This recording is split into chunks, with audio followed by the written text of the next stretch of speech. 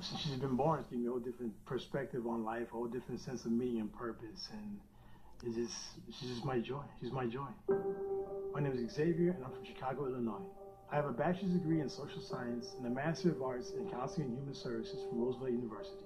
I do work mostly with at-risk youth who have either been incarcerated or on the way to being incarcerated, because I feel like I can relate to them and they can relate to me. I feel like no matter how much I give back, I can never make up for the things that I've done. So for me, I feel like it's a life mission. I know that my goal of reaching out and helping these kids is never going to end. I grew up in an impoverished, back in the yards neighborhood of Chicago. At the age of 6 years old, I was placed in a foster home. I grew up with a family that unfortunately, we faced as children, my siblings and I, a lot of abuse. And unfortunately, that was my childhood for about a good 2-3 years. And eventually I started to feel like the streets were safer. 11, 12 years old for me, was just a lot of arrests for things that I look back now today as an adult, and I can't even imagine a 13-year-old doing these things. I was involved with a first-degree murder, and I ended up serving 13 years in prison.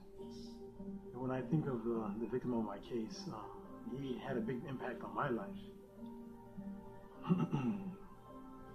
I often think about him, what his life could have been like, or what his life was like, how much, him and I were, had in common.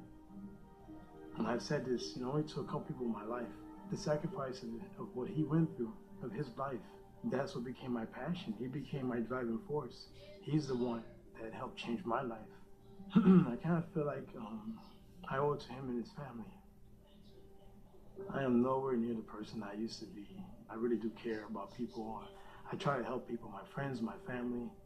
I think that we, as adults, as individuals in a position of making a change, we give up too soon. I was incarcerated 7 times as a kid. I remember the judge told me, he said, "You're incorrigible, you're never gonna change." And I took that to heart.